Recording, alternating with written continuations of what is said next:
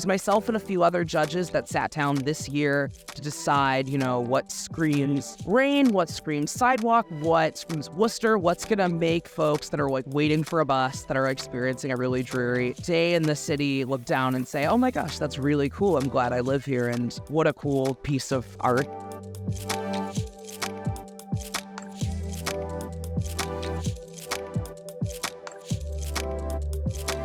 My sister is a poet, so she suffers from MS. And I said, well, why don't you write a poem about the good side of aging? So she did, and about the same time I'd seen this notice about the rain poetry. And I said, well, do you mind if I entered this? And we worked on it back and forth.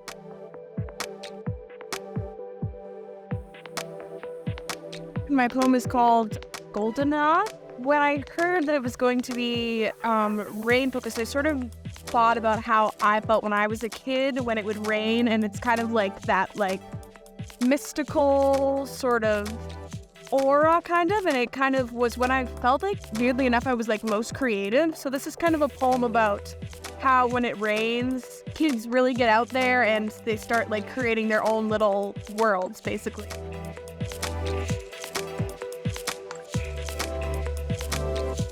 Initially, I started writing poetry that I felt kind of liberated myself. A couple years later, I was diagnosed with AML leukemia, and so I felt like poetry kind of gave me a way to alleviate some of the stress associated with that journey and pour it into a productive and artful, byproduct, if you will.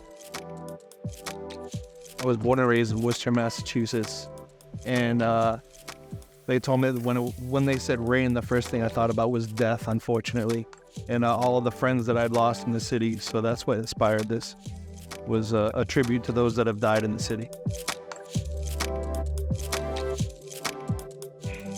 So our poem is called Aging in Place. And it was also a reference to Worcester and the art community because there's so much here. The collaboration between my sister and I, she is a published poet out in California. She's really excited that she can say she's a published poet on both coasts now. So my poem, titled The Divine Voices of Worcester, it was an autobiography in a sense, coming from Worcester and looking around and observing the hardship that people face, yet the resilience that people move forward with. I really wanted to write a poem to highlight that spirit, and the spirit that so perfectly encapsulates the city of Worcester.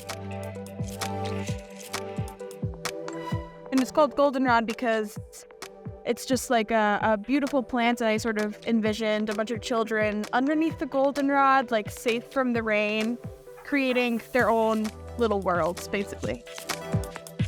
Ephemeral is the word we like using, which means that it's not going to last forever, which I think makes it a really exciting type of art. And when we think about ephemeral things, they're typically the things that we care about the most, special moments, people, memories, things that are going to be there tomorrow. Most of all, I want to capture the sense that the spirit of Worcester isn't ephemeral, and it breaks the cycle of the poem itself, and that it'll be there long after my poem diminishes, long after my work is relevant.